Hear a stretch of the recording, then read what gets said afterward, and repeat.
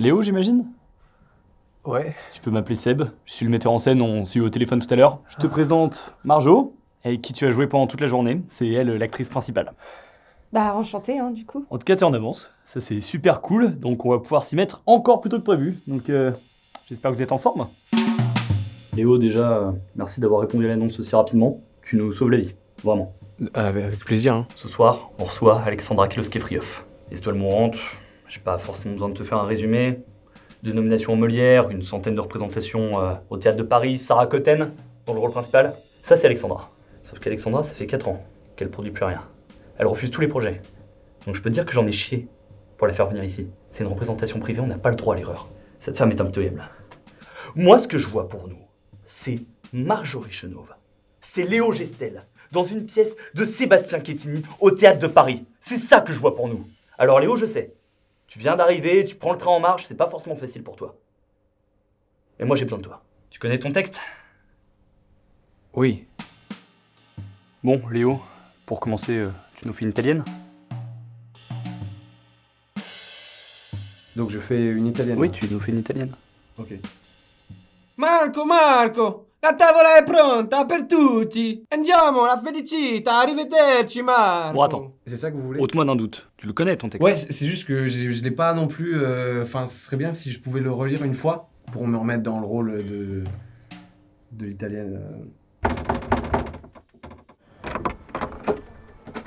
Bonjour police, Bonjour, Sébastien Quettini, metteur en scène. on vient vous prévenir qu'il y a Il y a un individu potentiellement dangereux. dangereux. qui traîne dans le quartier.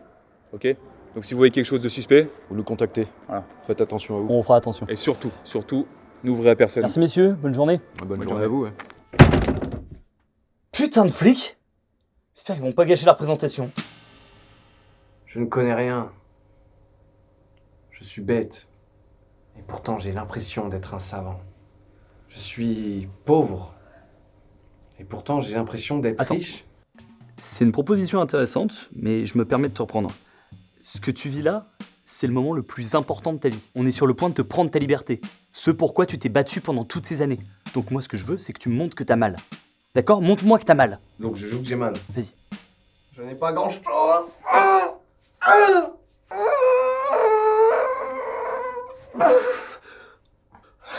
Ça saigne. Tu m'avais dit qu'il était bon. Écoute, j'en savais rien. Ok, le mec est bénévole, il vient comme ça. Je peux pas exiger des miracles. Quand même. Non, mais on l'a lui. D'accord? On a qu'une journée. Donc on fait avec ce qu'on a. Je vous entends là d'ici. Hein. Enfin, on n'est pas si loin que ça, vous et moi, donc. C'est qui? C'est le comédien.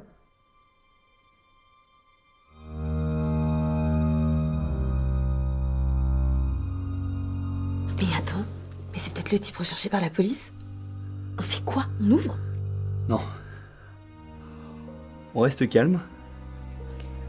Et on joue le jeu.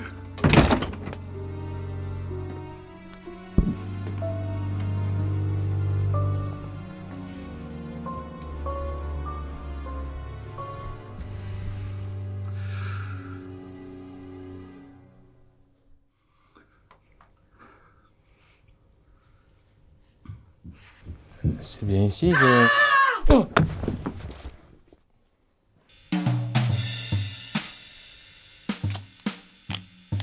T'es sûr qu'on n'appelle pas les flics? Ah bah si, t'as raison. Comme ça, ils viennent, ils fouillent tout le théâtre, et nous, on joue pas devant Alexandra. Bah tu sais quoi, même pas en rêve. Je crois que tu te rends pas compte qu'en fait, Alexandra, elle va venir que ce soir. On a qu'une chance là, on la laisse pas passer. En plus, tous nos comédiens sont là.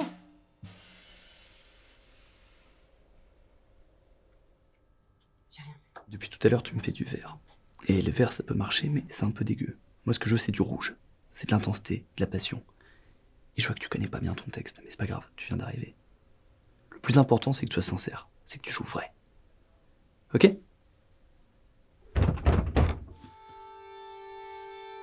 C'est qui? C'est elle.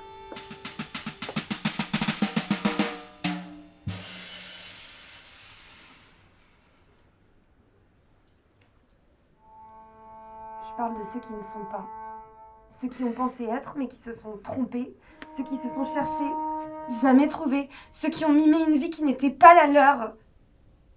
Et cette vie, c'est celle de mon frère. Quand il m'a annoncé qu'il devait partir, J'ai pas réagi.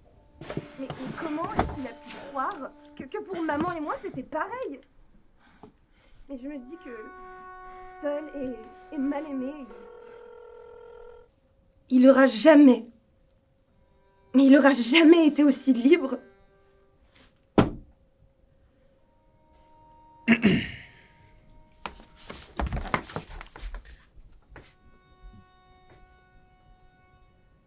Mais je connais rien, moi. Je suis un con. Je suis un abruti, un idiot. Et pourtant, j'ai l'impression que je suis savant. J'ai rien. Et pourtant, j'ai l'impression que je suis riche. J'ai tout le poids de la culpabilité sur mes épaules. Et pourtant, je me sens tellement léger.